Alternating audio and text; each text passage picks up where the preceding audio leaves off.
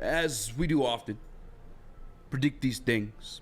They call me Mystic Mac because I predict these things, and I've been doing so. Call me bad takeies all you want. I just keep having to fucking call these things happen. It is what it is. But Calais Campbell to the Detroit Lions was one of those things, and now officially, Dan Campbell gushed over Calais Campbell. Yes, he did. At today's presser. He did. He had a lot to say about him. Yeah, Calais Campbell. Actually, we have the tape on that one too. We do have the tape on that. Let's fucking run it. Good shit, Spinny.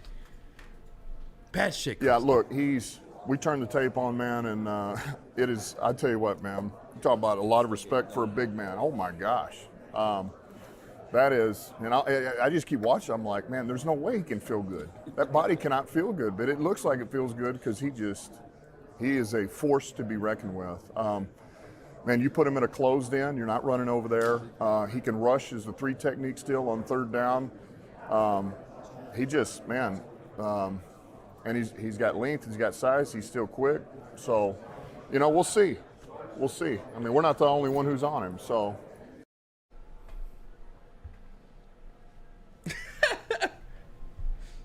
Called it. Nailed it. Again. Yeah, Calais Campbell, big Dan Campbell guy. It's kind of like how Jack Campbell's a big Dan Campbell guy. Big Dan Campbell guys. But he's right, man. The guy can do so many different things. He's a massive human being. He's obviously been in the league for a long time, and he's a Walter Payton Man of the Year. Like, he's got all the things that you want out of a veteran to bring in, to put in, and help guide that young defensive line. Because he can help somebody. He could help Aiden Hutchinson with the pass rush. He could help a Jalen Carter get his mind right. He could help an Ali McNeil on how to shed blocks and do different things. Like, he can literally help every single piece of that young defensive line get better. Mm-hmm. This guy, I'm starting to fall in love with. Sign him on a 1-year deal immediately. And it's crazy too, because it's not just off the field helping these guys, mentor them into becoming pros and all pros. It's also on the field too. That's a giant human being. I think he had 5-6 sacks last year. I could be incorrect in that. That's off the top of the dome piece, but he's still productive. That's why people are talking about trading for Ed Oliver, a guy who hasn't been productive. He had 5.5 sacks. A guy that you guys truly only know through the draft. Yeah. Not through his production, and you can point to the game in Thanksgiving all you want. I just want you to remind yourself those are practice squad guards that played that Thanksgiving game. All right? You couldn't pronounce the guy's last name because it's never been said enough for you to know. We don't fucking know who that guy is. Calais Campbell, on the open market. You get him on a 1-year deal, 2-year deal, however long you want, but he's still productive to this point. I could give a fuck about the age. When I mentioned DeAndre Hopkins, when I mentioned Calais Campbell, and people want to fact check me, oh, he's 31. Oh, he's 36. I don't give a fuck. Yeah. It'd be different if he was 31, 36, and he wasn't producing. I'm not asking Brad Holmes and Dan Campbell to sign them to 5-year deals. I'm asking them to sign them to this year. There's a bunch of guys on this team right now that are 1-year deals. This team is in some form and fashion. They may not say it from their mouths because it's a big step to take and a little PTSD for being Detroit Lions fans and realists, but all in this year in a sense. And that's just a piece like that. If you ask me, pound for pound, if I'm going to try to win a Super Bowl this year, who I'd rather have in this football team, Ed Oliver or Calais Campbell? Anybody with a fucking right, savvy football mind, the answer is Calais Campbell. Not just because, 1, he's more productive, 2, he's versatile on top of that. Yeah. He's versatile. You can move him around, and we talked about last year, in the beginning of this year, we talked about how young this team was, how many young players they're putting out there, the youth along, let alone the defensive line, but the entire defense. You know what would be a good thing for a very young defense that's starting to learn how to win? A guy who's played in the NFL for 15 seasons. A guy who has played 227 NFL football games and has 99 sacks. This would be such a good piece for all, I've already said it, all the positions on the defensive line to learn from. He can help everybody. You bring him in here, you help him build that culture even more.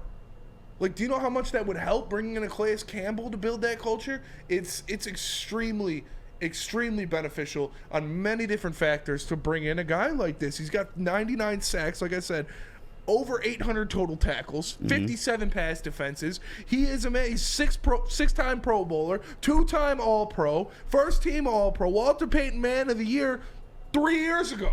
Yeah. The guy is that dude.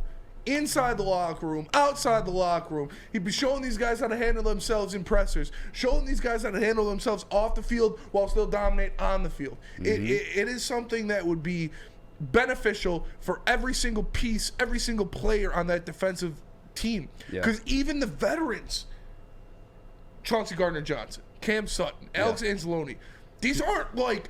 They're 25 years old. Yeah, they're not like 10-year vets. Like, these are guys that are just getting on their second contracts that are still learning how to have success in the NFL. Yeah. You can bring in a dude like this that'll be like, oh, wise one, Calais Campbell, please show me how to be a good player in the NFL. Like, it would be extremely, extremely beneficial for every single piece on that defense. And then I remember, too, specifically, again, going back to Brad Holmes speaking with the media last night, and he talked about the re-signing of Isaiah Buggs. And they came away very impressed with Isaiah Buggs. Isaiah Buggs is a guy that was cut from the Pittsburgh Steelers, if I'm not mistaken, before he became a Detroit Lion. And he said, although he produced for us, Brad Holmes and his presser last night said that he felt he could have did a lot more if he wasn't asked to be on the field as much as he was because they needed him. They needed him to be, and he stepped into that role. If you bring in a Calais Campbell, it also allows, like you said, dude, it's going to upgrade everybody along that defensive line. Now, I do want to say this. As much as we're hyping up, that's mainly because we called it, but we're not the only ones in competition for Calais Campbell. Yes. He's what, visiting the Jets now? He's going to visit the Jets. Bills, I think. Bills. Obviously, I'm sure the Jags will want him back, too. I don't know if the Ravens are in that conversation, but he's a coveted piece. A lot of people like Calais Campbell. Guess why? Because he's fucking good. Yes. He's a good football player. And again, Nicholas Duncan says Calais is so old, though. It doesn't make... Why? You're not bringing him for a 7-year deal and locking him down until he's 45. You bring him in here on a 1-year deal where he can still provide something on the field and help mentor this young defensive line. Like, just that would be enough for me to be like, yeah, bring him in. But he's also still productive. Like, we're not asking the Lions to sign this guy to a multi-year deal, give him all this money. Like, bring him in here on a 1-year deal. Lock him down for 5 years. Yeah, what do you like? I don't like where. What do you fucking? I don't want to disrespect Nick because I do see your name in the Woodward Sports Show all the time. I appreciate you. I appreciate you for rocking with the heavies, but come on, dog. Like, come on, appreciate man. you for sure. And he is old. That is a part of it. But we're not asking to sign him to a 5-year deal. Yeah, just 1 year. Vincent Law says it perfectly in the Woodward Sports chat. It says Lions fans have PTSD, abandonment issues, and IQ deficiencies. So many fans look for reasons not to sign or draft a baller. They need help and support, not harsh criticism. Oh, he's going at us, kind of. Well, sorry, guys. No. But that's what we're telling like it is. When I initially came out, when I cut the clip, or no, actually I didn't cut the clip. Shout out to my guy Nick. I still don't know how to say your last name, but the tailgate wins. Make sure you guys check him out. But he cut the clip of us talking about not wanting Ed Oliver, and then I captioned it with like, yeah, I'd rather have Calais Campbell. Some douchebag.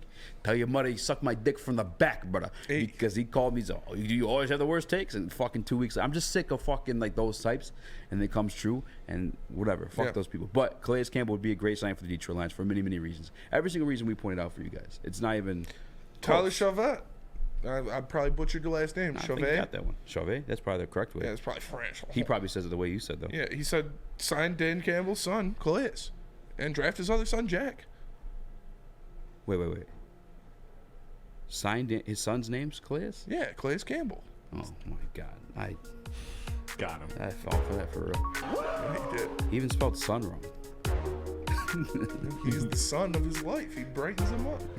I guess so. His You world wanna look at it that way. Maybe we do this one with the Woodward Sports chat poll. I don't want to. No, I'm dead in the Ed Oliver stuff. That was never a question asked by the media, by the way, today. It's not